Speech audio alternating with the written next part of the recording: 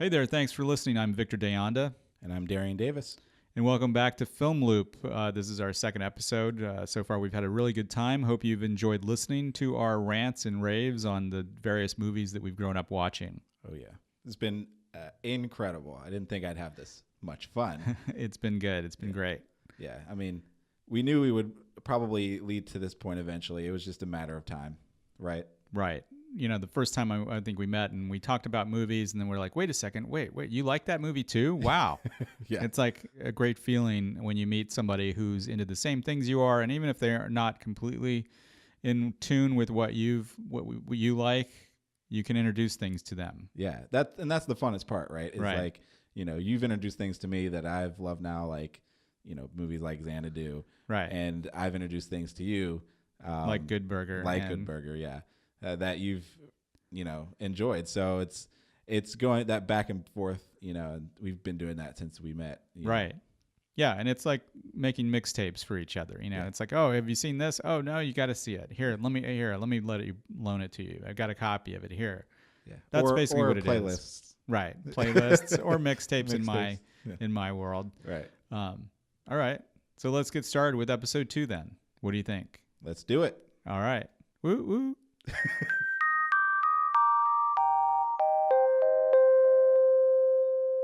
All right, so we're going to get into my pick this episode, which is a film about a bunch of kids going to camp, and it's a deeper dive. I think it's a deeper dive for my generation, but it was something that I loved growing up, quoted it all the time, and you know, I grew up as a chunky little kid, so this one is close to my heart. So let's see if you can guess this one. Far from the everyday world, there is a place where big Congratulations, Mr. Sims. You are the fattest boy in camp. is beautiful Chipmunks, down low! and thin isn't it. This is definitely not sanitary. For Jerry and his friends, it was a dream come true until the new owner That is out of here, mister! Oh no. turned it into a nightmare. Lunch has been canceled today due to lack of hustle. Now, after 6 weeks of frustration, Then we're gonna climb that 1,000-foot rock face over there.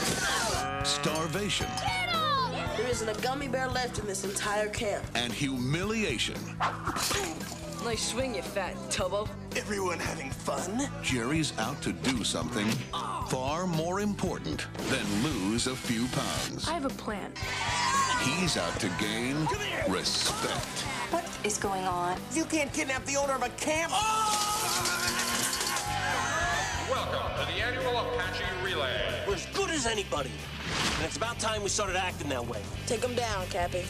Walt Disney Pictures presents a comedy for every kid. Tell me the artist entitled, please. Cher? Da Vinci's Mona Lisa. Tired of taking it. I'm so slow. It would have been cool to go fast. And ready to dish it out. Heavyweights. Heavyweights, the movie about kids that are big. Cute movie. Yeah, it was a good one. I mean, again, as a kid, I was you know, hefty, you know, and so seeing other hefty kids was special for me, you know, and they had a great story. This movie was released in '95. This is a Disney picture, right? This was a Disney picture. right. Again, Disney had this stretch of films about kids in various situations, most notably Mighty Ducks. I did not particularly enjoy that film growing up. I didn't watch it a lot, really. But there's a lot of Mighty Ducks kids in Heavyweights. Oh, really? Okay. Oh, yeah. I never saw Mighty Ducks. Yeah. I mean, there's a point, I think, where one of the kids got threatened that if they didn't do Heavyweights, they wouldn't be in the third Mighty Ducks movie. Like, it was that serious. Wow. But, you know, Heavyweights is one of those forgotten films, even from my generation. You know, they played it all the time on Disney Channel. That's probably where me and my brother watched it the most.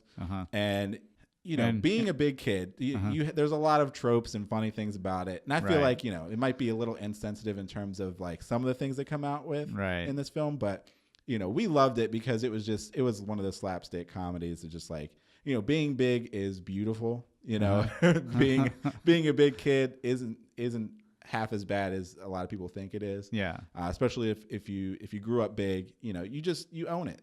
This is who you are. So that's what this movie did for me. It just made me feel, comfortable about being who I was. One of the kids in this movie is Kenan Thompson, who is fresh faced at like, I don't know, 12 or 13. Back. Now, was this during the show? During all that? Yeah, he had done. This? Yeah. Okay. Kenan Thompson had done a few episodes of, I think maybe a season of all that. Okay. And then came on to this movie Heavyweights. And, he had been, bona fide star, I think, at this point. He'd done, I think they were on their way to Mighty Ducks 2 at this point. But, me, I kind of sympathized with him too because he looked like me.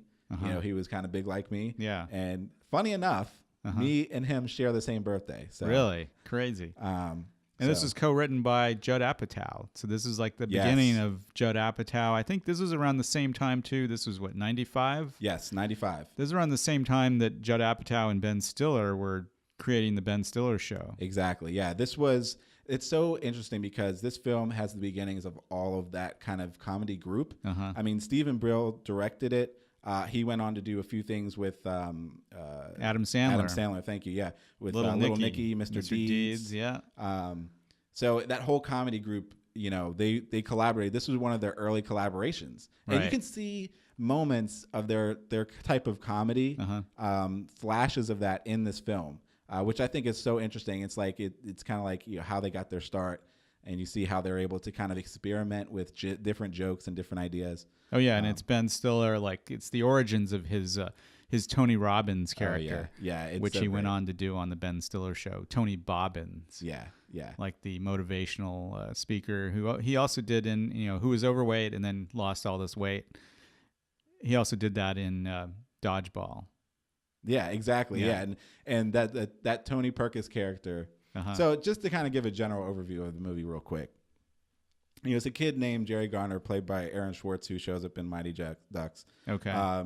He's shuttled away to fat camp. His dad is Jeffrey Tambor. Right. Jeffrey Tambor, great comedic talent in here. I thought it was not really utilized the way it could have been. Jeffrey Tambor, you got Jerry Stiller and Mira, who were both Ben Stiller's parents. Yeah, great cast. They're in it for about a minute. Yeah. Obviously, I mean, it's just one of those things. It's like, hey, mom, dad, just jump in here real quick. Right. Like, you guys would be perfect. And it's a summer camp movie. Yeah, summer camp movie. Kid gets just like Meatballs or Friday the 13th. Yeah, exactly. Kid gets thrown into camp, and it's marketed as a fat camp. He doesn't want to go. Realizes it might not be half bad, but then things go downhill when Ben Stiller's character, Tony Perkis, shows up to basically buys the camp up from under the Bushkins, played by Jerry Stiller and Mira. Right. Mira. And there's this great moment where like they have that transition where they're transitioning the camp from the Bushkins to Tony Perkis, and Jerry Stiller just comes in. He's like, one more bit of advice: never let anyone sign your checks. It's just this great moment. Right. Like you still get their comedy, for a brief moment. But it's just so great. Yeah. Like they add so much flavor to the film. And did you see this in the theaters, or you saw it on TV? What did you see it on? Again, Disney Channel had this on loop, so we would watch this anytime it came on Disney Channel. Did not see this in the theaters. And that's the thing is, like, growing up, we had devoted channels 24/7 to these kinds of movies. Yeah, so different times from the times I grew up. Yeah, so we saw so many things on the TV, and this was one of them that we just watched over and over and over again. But yeah, so Tony Perkis' character shows up and basically buys out the camp and wants to turn it into his late night infomercial series, by turning these fat kids into and he's got some kind of diet plan, right? Yeah, it's the Tony Perkins diet is what it is. And, this character is very reminiscent of his Dodgeball character, White Goodman. And you can see how a lot of those ideas for the Dodgeball character started with Tony Perkins. He's this super health nut, crazy gymnast, dude. Yeah. Very much like that, Tony Little, like those infomercials. Right. Oh, yeah. With the, I don't know, was it Bowflex or like the Scissor Exercise Pro or whatever? Tybo. Yeah, Tybo. So it's that kind of character. And Ben Stiller plays it incredibly. Like the character work in the movie, for him, I thought was great. I mean, he did that stuff in the Ben Stiller show. Right. And just comes out here. And I think, this was one of his first films. And he got to really just do what he wanted because he was so close with Judd Apatow, and he had that whole crew that he got to really show his chops. And this was one of those characters that stuck in my mind and made me want to keep watching a lot of his other characters. I think his funniest part of the movie for me was that I think it's near the end of the movie where the kids have tied him up, right? They're keeping him in the shed or whatever that is. And then he escapes without them knowing. Yep. And he's just sitting at the top of that window. Yeah. That was pretty funny. Bravo. I must say the villain is a little over the top. Right. It's kind of like a meta reference to himself in the movie. Yeah. And I mean, some of the other people in this movie, Paul Feig, who makes an appearance, or not appearance. I mean, he's one of the counselors, regular cast as the counselor, Tim, who directed Bridesmaids, The Heat, Spy, all Ghostbusters. all these modern classics, really, in comedy. And he continues to act. Yeah, he's still in these films. Yeah. Still in these films. You have Tim Blake Nelson, who shows up for like a really, really brief moment as like the camp pusher, or what was he, salesman or whatever. Yeah. Guy, super character, working character actor. Great character actor. Yeah, it's been in, I remember him most in Incredible Hulk. But he's been in... I didn't see him in that. I remember him from Oh Brother, Where Art Thou? Yeah. The Coen brothers. Yeah, exactly. Yeah. Brother, Where Art Thou? And then, Holes. Yeah. He's in that too? Yeah, he's in Holes. So, yeah, I mean, a lot of nice little cameos that show up here and there. Yeah. So, yeah, I mean, this movie, again, it was close to my heart, about these kids going to fat camp. Thinking about the beginning, that camp video, like, welcome to, this camp and, all these great things. Isn't like it Hope? Camp Hope, yeah. Camp Hope, right. Camp Hope, and he's like, you'll be here and, won't you join us for such and such a year? It's just silly. And what was the big thing they jump on? What was that called? The Blob. The Blob, right. The Blob was incredible. Yeah. I wanted to get on that as a kid. Right. What kid didn't want to jump on the Blob? Oh man. And that's the thing is like this camp is like marketed as this great place. And he's like excited. There's go-karts. Yeah. And there's this running theme in the film of,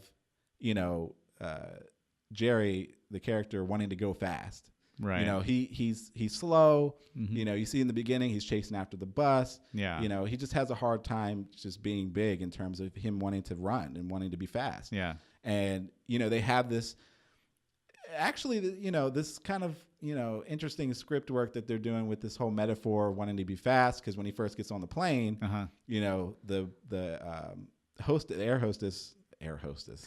What do you call flight it? Attendant? Flight attendant. Thank you. Right. What is this, the 60s? Not stewardess, but flight attendant. Yeah, right. And she puts these little wing pins on his chest. Right. And Keenan comes by and says, is that your dad? Because he's fat, and he's like, no. He's like, right. Are you going to fat camp because you're fat? And he's like, no. How'd you know? He's like, you're fat. Right. It's this great moment. He's there like, are little touches like that I thought were like, ooh, could that get made today? Right. In today's PC world. No way. I really don't think this movie could be made today. Yeah. I mean, there's no way. But, for me as a kid, I needed that film. Yeah. I needed to see these characters. Yeah, I can see that. And then like the worst thing that happens to them is all their candy gets taken away. Oh yeah. I mean, well, and getting up to that point, I mean, they finally, Tony Perkins takes over the camp, and one of the first things they do when they get to camp is, download, Chipmunks download. Right. And that's like the part where one of the characters, Josh. Yeah. He's a kid who ends up playing a character in Mighty Ducks as well. But oh really? Yeah. Josh is the kid who gets taken away and comes back and pretends to be brainwashed. Yeah, actor's name is Sean Weiss. He was funny. He plays like this Godfather character. He like controls the flow of candy and contraband within the camp, you know. And they download into this bunk, and you know they're taking salamis off people's backs, you know, taking it off of their socks, and they've got like briefcases.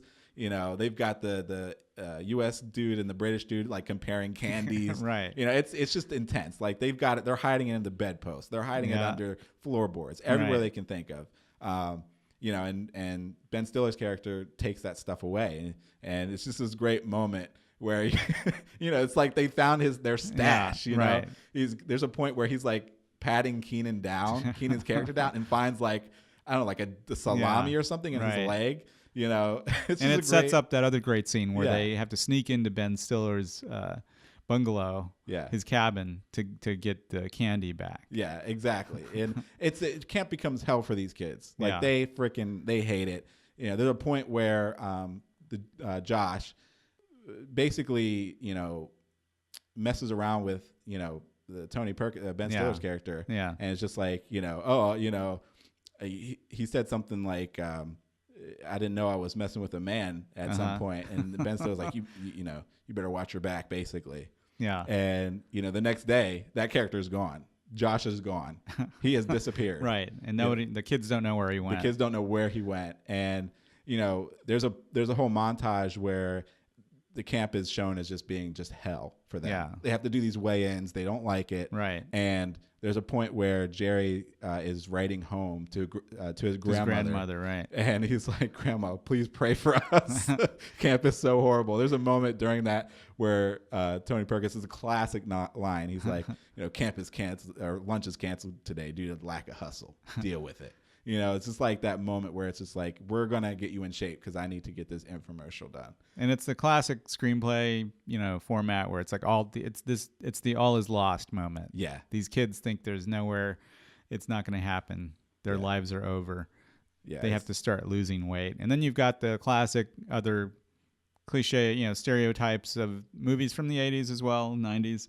The summer camp, you have the haves and the have-nots. You've got the rival camp across the lake. Yeah. They're the rich kids. They've got all the nice, what do they have, a yacht? Yeah, it's like a sports camp. They've got, you know, they're fit kids. Yeah. You know, they've got money to blow, and they just come and terrorize the other kids at Camp Hope, and it's just horrible for them. And then you have the counselor. It was interesting, I thought, the relationship with the head. Was he the head counselor? I forget his name. Yeah. I'm trying to think. And the way he acts around the woman counselor, and it's like, okay, his weight has made him he's shy one of those around kids. women. Yeah, so he's one of those kids in he's like camp. a grown-up kid. Yeah. And he has to learn how to grow up as well. Yeah, he grew up, and he, you know, he's been at this camp for so long, he just thought it was okay. And then, you know, when the nurse Julie comes along, you know, he's like a kid again, and he doesn't know how to talk to her. But he learned, like you said, he has to grow up, and he has to learn to, you know, talk to a girl. Yeah, and he ends up leading them too. He ends up becoming a great leader and inspiring the kids to victory. Yeah, and the other scene I really liked was the whole dance scene. Dance scene. Yes. That is like total junior high. That is exactly what happens. I don't care what generation you're from. That happens every time. You've got the wall with all the girls standing on one side, the opposite side of the room, all the boys are standing there, and like everyone's like kind of looking at each other, stealing glances, like, "Oh, dude, I think she looked at you." No, she looked at me. Yeah. Classic moment. Yeah, great. Yeah, that stands the test of time. And it's such a good moment where these kids are, and you see Lars in the background, who's one of the other counselors from the Tony Perkins side. Right, he was like amusing. He's just dancing and like shaking it to like, I don't know, like Elma Love Machine. Yeah, some other stuff. Yeah, there's a song "Sexy Thing" they play. It's a great moment. And the kids start dancing, and then eventually, like they take the kids on this hike. Right. They go on this hike, and it's like this starvation hike, basically. Yeah. It's death hike. Yeah. It's just like Tony Perkins said, it's just Father Sky, Mother Earth, and your dear old Uncle Tony. You know, it's just like that moment. You know, and they go along on this hike, and the kids end up getting him trapped.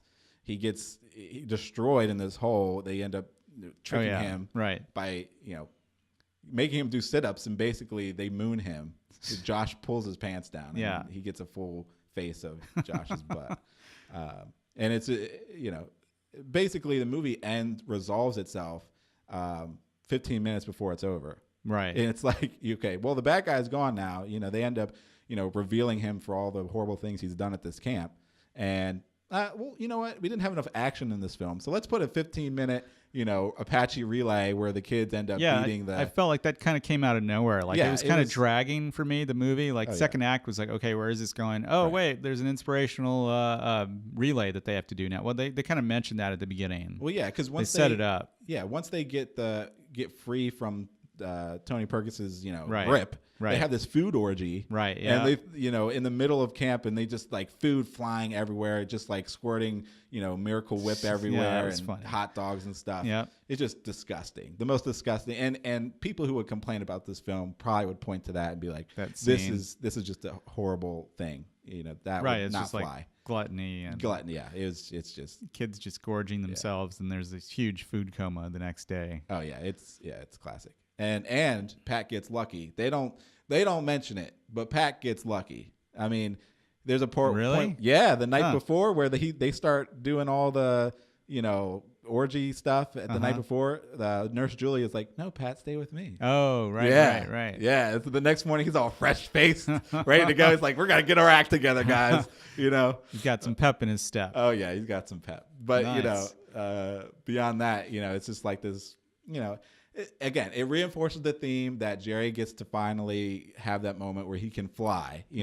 His go-kart, they have a go-kart relay racing at one point. Yeah. He's the one driving the go-kart, and he gets to fly over the other dude. That was crazy. He gets, what does he go up? Does he go up some? He goes up some ramp. Right, and then he flies over flies over the other kid, and he ends up winning the race for everybody. Right. And they realize that being yourself is enough. It's like, it's one of those classic Disney, like, end themes. And, again, do we need to see that? No. Yeah. Is the film great? No. But it's one of those films for me that it stuck with me. Like, it made me feel better about myself and where I was at that time, because I was going into middle school when I saw that movie, really in elementary school into middle school. Mm-hmm. And I was very self-conscious, and these kids were able to, find a way to be okay with who they are, but still, understand that you can improve. Yeah. You can always get better. Right. And they persevere. And it's like the feel-good movie of the year. Right. Exactly. The feel-good movie of my childhood. It was a cute movie. Yeah. I mean, what else did you think of it? I don't remember a whole lot of it, the rest of it. What was his name? Lars, the German counselor. He was amusing. He was funny. Yeah, he was great.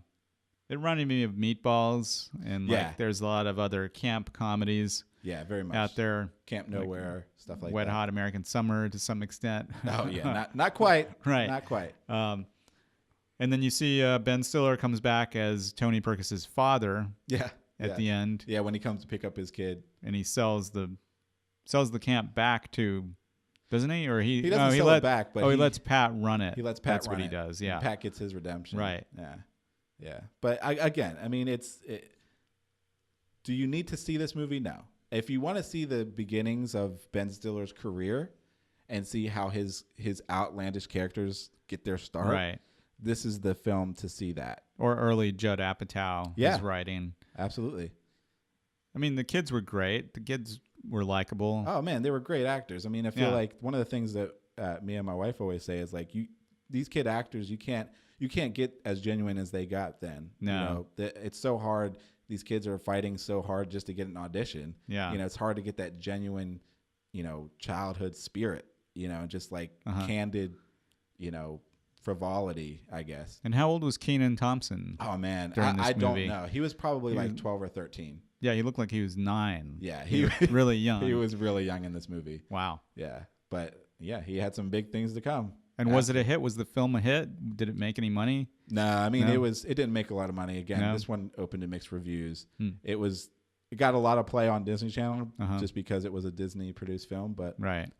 It didn't make too much at the box office that year. Huh. Okay, so must see or no? You said no. I'd say no, unless again you want to see the beginning of Ben Stiller and Judd Apatow. You can skip this one. It's going to be a classic for millennials, and the beginning of Kenan Thompson, and the beginning of him. Was this his first film role then? No, because Well, it might have been. I can't remember. Good Burger first? Well, no, because I can't remember if Mighty Ducks came. It's the second one. He's in Mighty Ducks? He was in the second Mighty Ducks. D2? D2, yeah. I didn't know that. I can't remember if that came before this film. But no, Good Burger was later on. Okay. In 97. This was 95. But yeah, nice. Another origin story for him as well. Nice. So that's Heavyweights.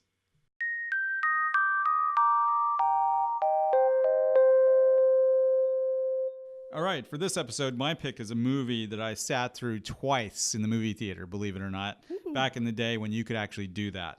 Right. It's a sci-fi cornball movie with great visuals and a pulse-pounding soundtrack by Queen. Have you guessed what it is yet? Clytus, I'm bored. What plaything can you offer me today? An obscure body in the SK system, Your Majesty. The inhabitants refer to it as the planet Earth. I like to play with things a while before annihilation. Pathetic Earthlings! Who can save you now? Flash! Savior of the universe! Strange object imaged in the Imperial Vortex. Flash! You save every one of us! Remove the Earthwoman. Prepare her for our pleasure. Don't kill him yet, Father. I want him. He's a miracle. Go, Flash, go! Flash!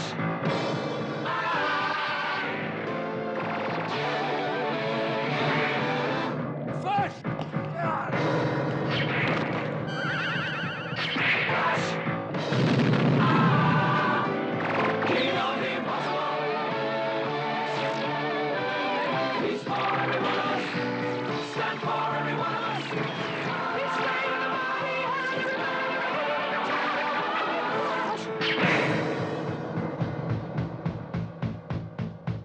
Yes, that is correct. We are talking about Flash Gordon, released in 1980.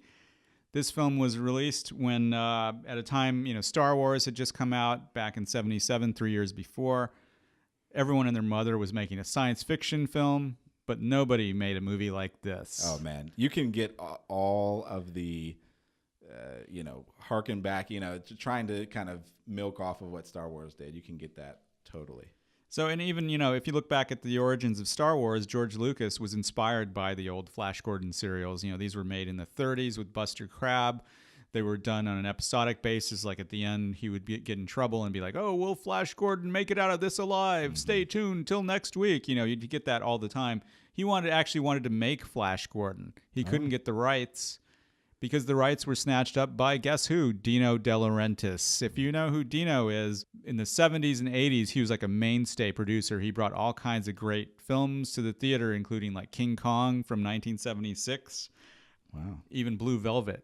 He was a great producer who worked on a lot of different things. But anyways, this film, Flash Gordon, we'll get to the credits here. It was directed by a guy named Mike Hodges, British director who did a lot of great work, including Get Carter, which is a great movie with Michael Caine. He did also a great movie in the 90s called Croupier with Clive Owen, another great movie.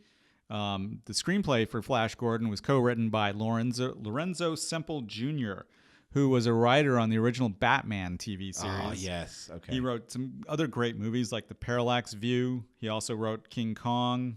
Another co-writer on the movie was Michael Allen, who wrote Enter the Dragon, great Isaac Hayes movie called Truck Turner. Anyways, the movie, if you don't already know what it is, deals with Flash Gordon, who's the New York Jets quarterback. New York Jets? That's not canon, is it? I don't know. I don't think so. No. No. Okay. No, that was to update the movie, I think. All right. Okay. So he's traveling with Melody Anderson, who plays Dale Arden, and I didn't understand if she was a travel agent. I couldn't understand what her job was. She's afraid of flying, right? They get in this commuter plane. Yeah. Well, anyways, let's talk about the opening of the movie, because I want to get there first. Oh, yeah. It opens on space. You see Earth come into view. You hear Ming, the Merciless, who's the villain, played by Max von Sydow, of all people, somebody who's worked with Bergman.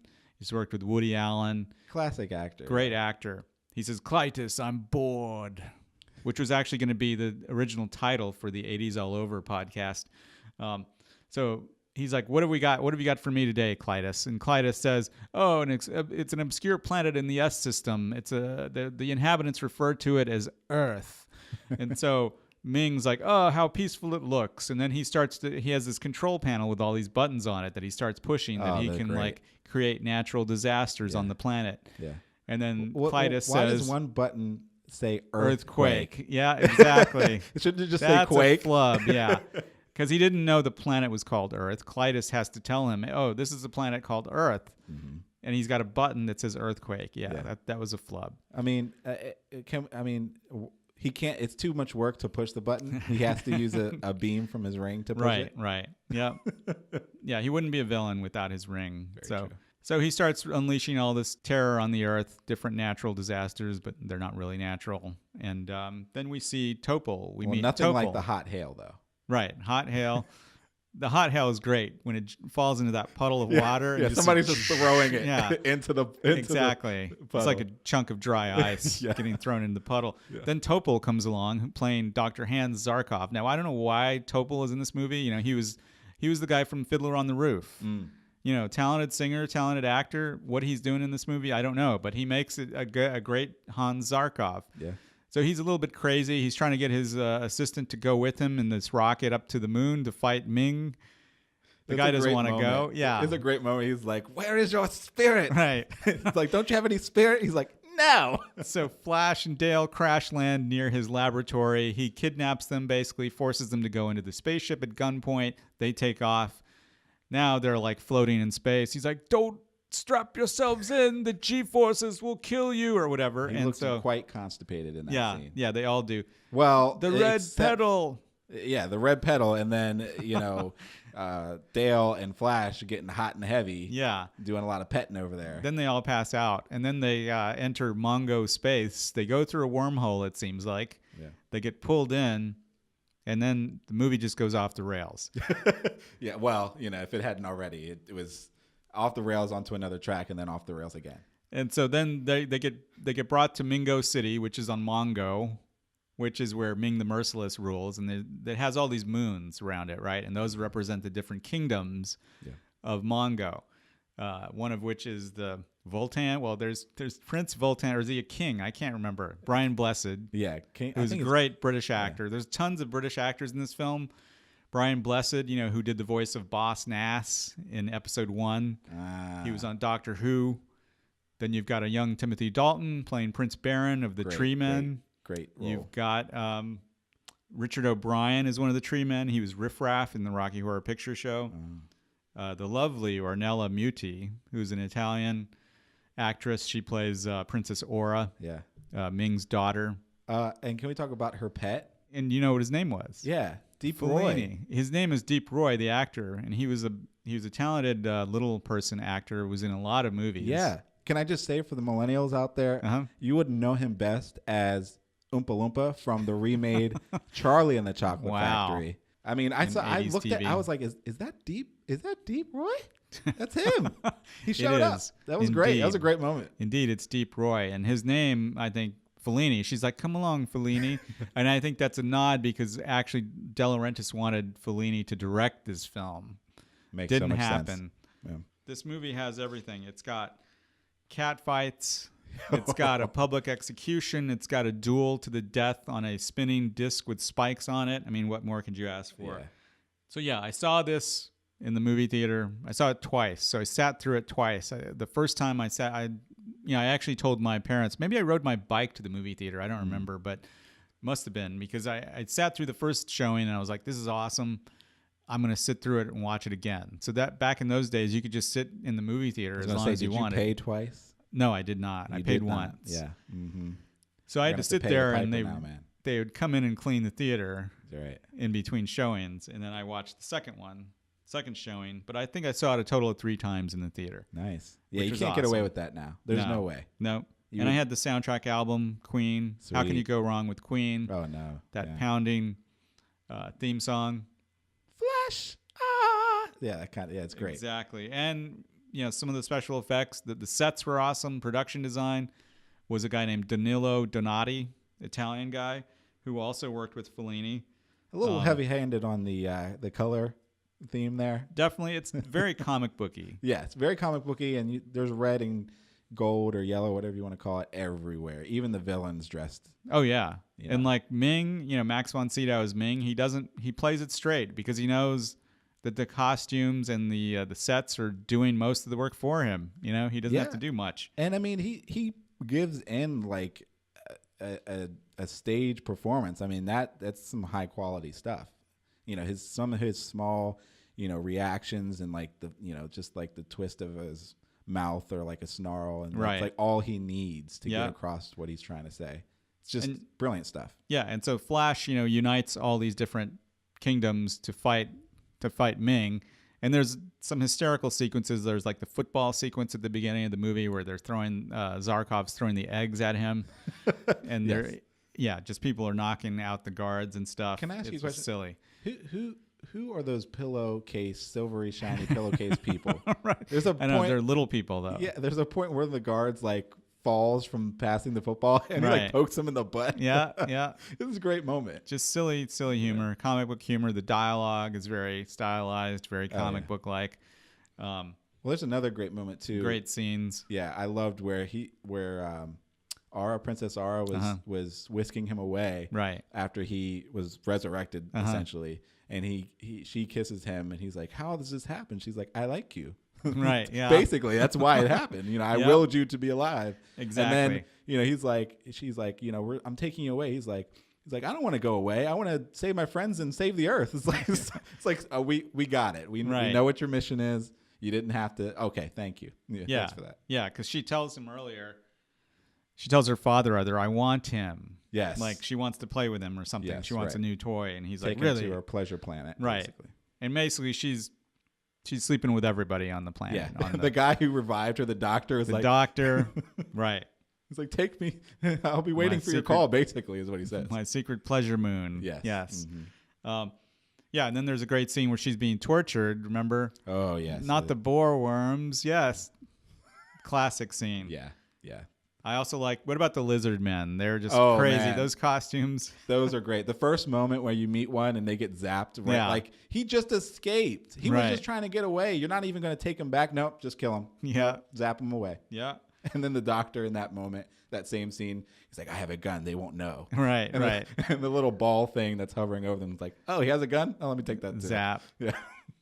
And I like the scene. There's a scene where it's toward the end of the movie where they all get captured again. Zarkov and Prince Baron are hanging in the dungeon, and the guards are coming to get them, to kill them.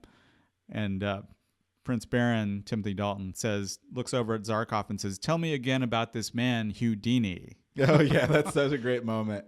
Yeah. Well, even just lots of little lines like that, throwaway lines. Yeah.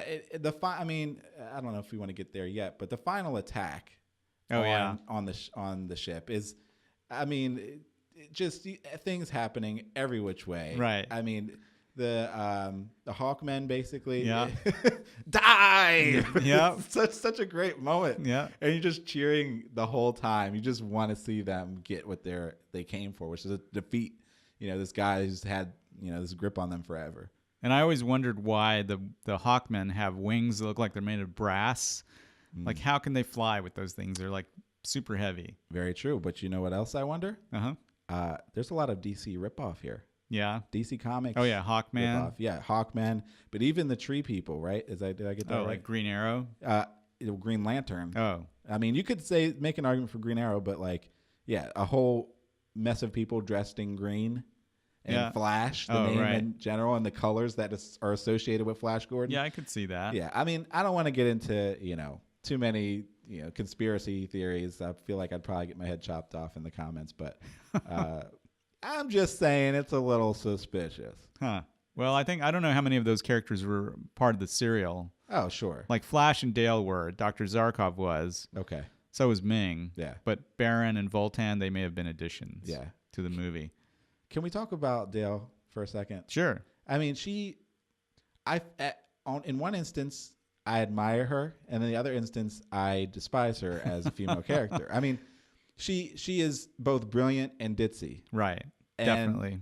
You know, you get these flashes where she's totally reliant on Flash for everything. Oh, yeah. And then she's like super fast. And like as soon as they walk into, when they first get captured, she's like, hey, eyes here, buddy, basically. Yeah. It's like, well, wait a second. You just met this guy. Now, and then they end up getting engaged at the end of the, by the end of the movie. Yeah. It's like, you know, it's like, I thought I lost you. Right. You know, at one instance, she seems very independent, very much able to take care of herself.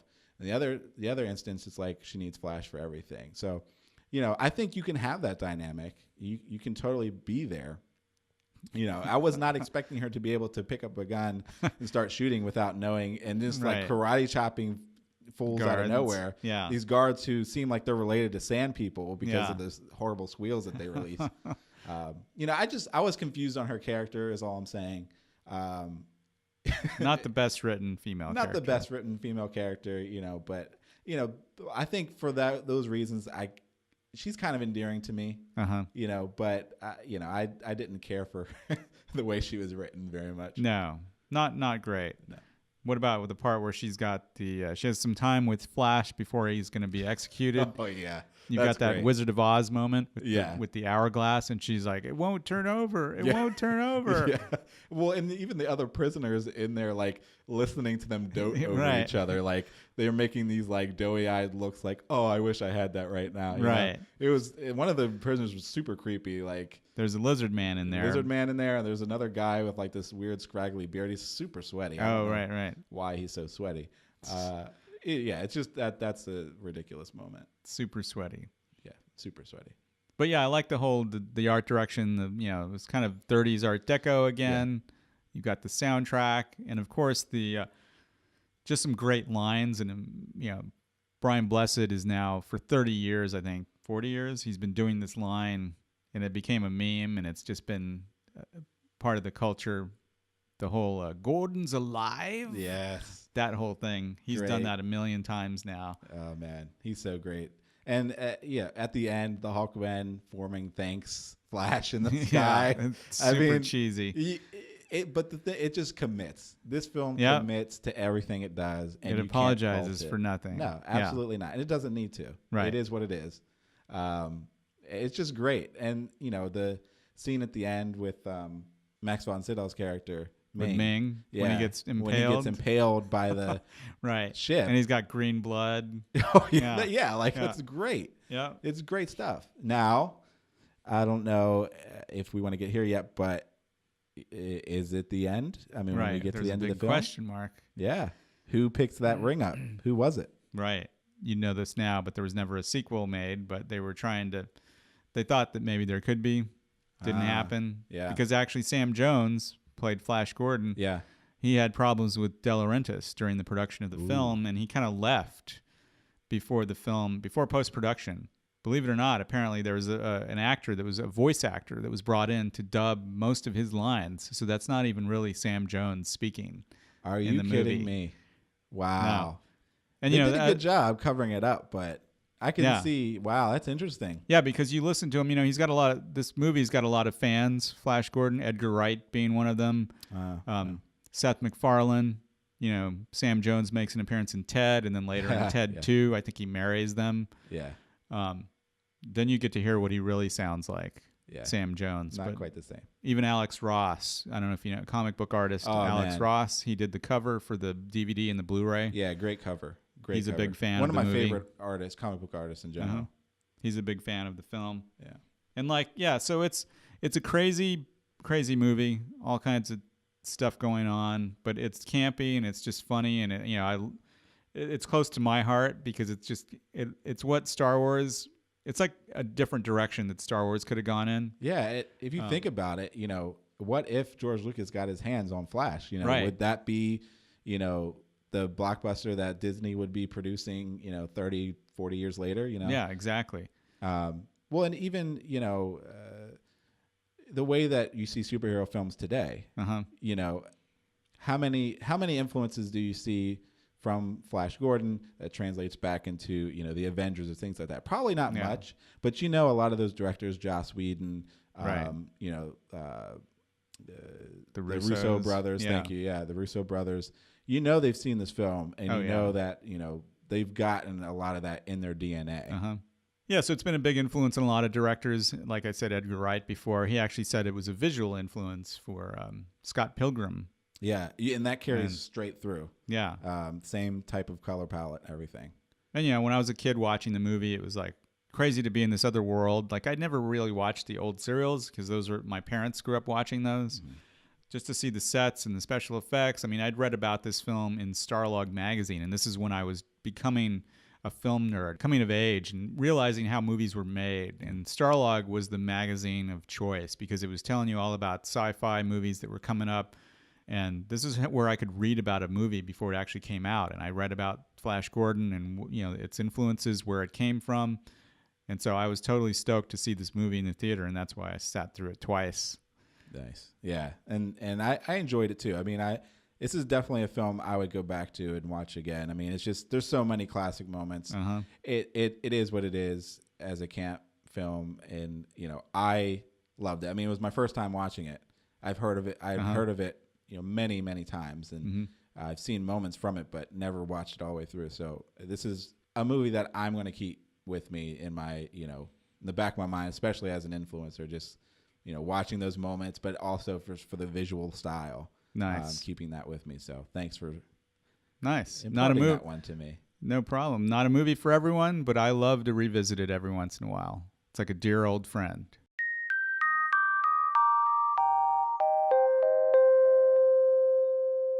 All right. Heavyweights and Flash Gordon. They're all done, man. Another episode of Film Loop in the can. Sweet. Join us next episode where we talk about things extraordinary and sword-like.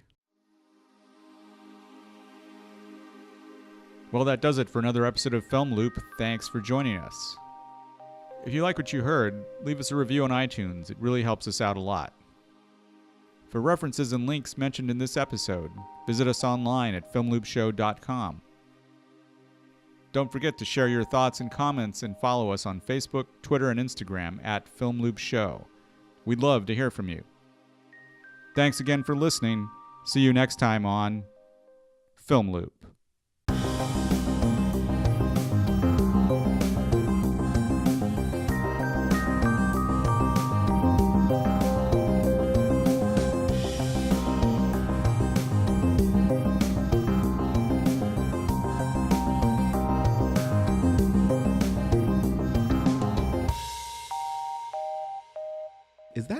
Is that deep, Roy?